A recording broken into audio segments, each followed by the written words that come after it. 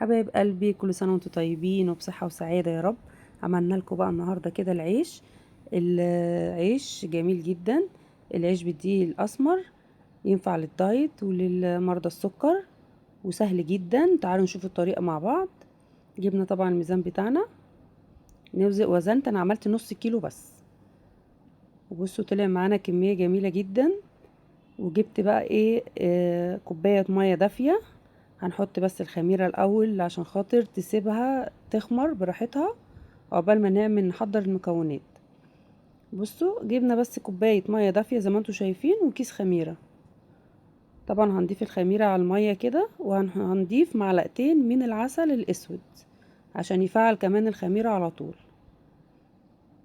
اهو زي ما انتوا شايفين. بصوا معلقتين بالظبط، برضو بيدي للعيش السمار اللي انتوا شفتوه ده. يعني الدقيق برضو مش اسمر قوي، وفي نفس الوقت بيفعل في الخميرة على طول. هنقلبه طبعا كويس جدا، وهنسيبه بقى كده على جنب يخمر قبل ما نحضر بقى الدقيق بتاعنا. هنحط طبعا هنشفر الميزان، وهنوزن نص كيلو بالظبط. طبعا بصوا الخميرة اهي خمرت معانا. هننزل على الدقيق ده، نص كيلو من الدقيق. هنحاول بقى ايه نلم رشة ملح خفيفة كده. هنحاول نلم بقى العجينة بتاعتنا، ومعلقة زيت كده يعتبر مش كتير. هنلم بس كده ايه العجينة بتاعتنا. طبعا انا حطيت نص كوباية مية تاني، بس الكاميرا ما جابتهاش. هنلم بقى دقيق كده كويس. بصوا ما شاء الله، طبعا شلنا المعلقة خالص. هنستعمل بقى ايدينا. بصوا لمت معانا. طبعا انا ضفت نص كوبايه ميه، طبعا اهي زي ما انتم شايفين. هنسيبها بقى تخمر على جنب كده من نص ساعه لساعه الا ربع. طبعا انا غطيتها كويس جدا في مكان دافي. وبصوا عملت ازاي ما شاء الله. من نص كيلو دقيق عملنا يعني كميه جميله زي ما انتم شايفين في اول الفيديو. هنحاول بقى نلم العجينه كده من اللابوله بتاعتنا، وهنرش رشه دقيق كده خفيفه على المفرش بتاعنا بتاع العجنه. هنعجنها بقى كده على المفرش. بصوا ما شاء الله. هنقسمها بقى معاكم. قسمناها اهو نصين، عملت عيش وعملت توست زي ما شايفين كده. اخدت نصها.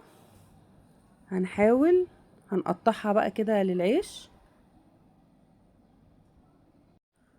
بس كده. هناخد كده هنحاول نقطع بالتقريب كده الرغيف بتاعنا، وهنلمه زي ما انتوا شايفينه كده.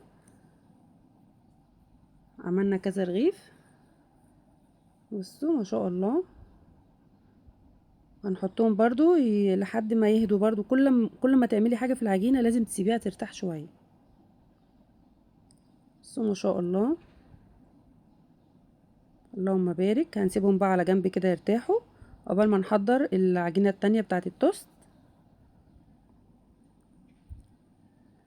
طبعا ما تنسونيش بقى لو الفيديو عجبكم بلايك حلو كده وكومنت حلو. بصوا ما شاء الله. هنحاول بقى ايه نفردها كده.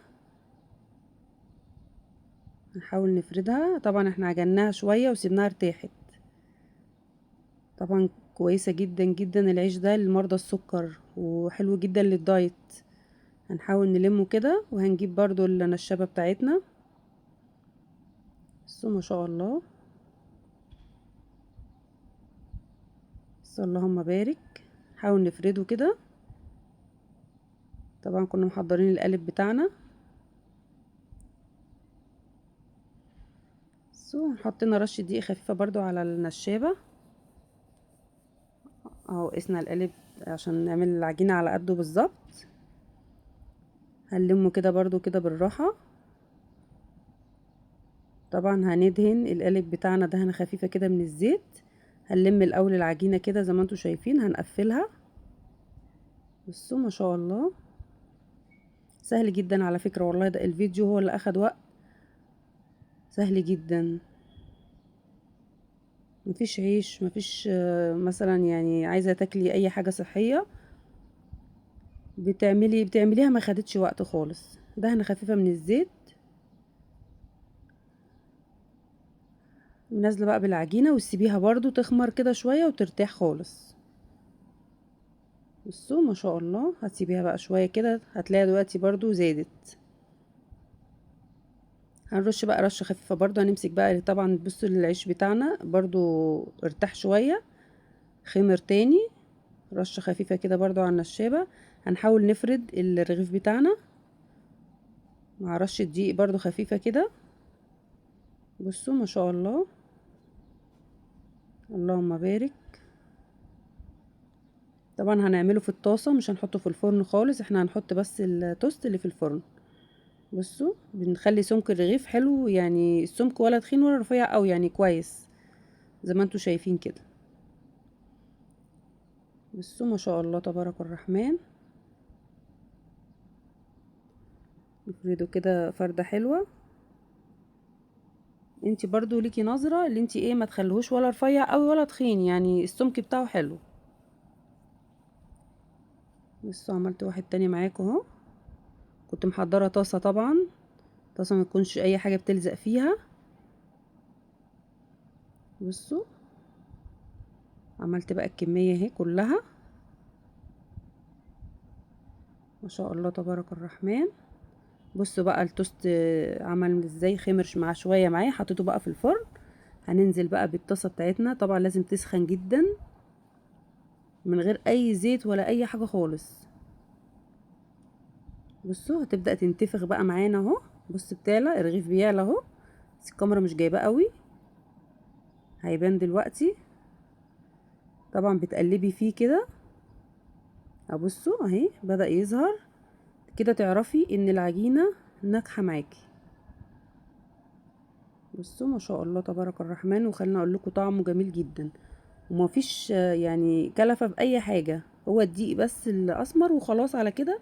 الخميرة طبعا مش حاجة، وما كلفش أي تكلفة بصراحة. بصوا بصوا بدأ ينتفخ من الجنب اهو، هتظهر دلوقتي. الكاميرا مش ظاهرة قوي. بصوا ما شاء الله. تقلبي بس كده العيش كده، تعرفي ان ناجحة معاكي العجينة اما ينتفخ معاكي كده الرغيف. وفي نفس الوقت كل ما تعملي اي حاجة لازم تسيبي العجينة ترتاح شوية، وتعجنيها برضو عجنة كويسة.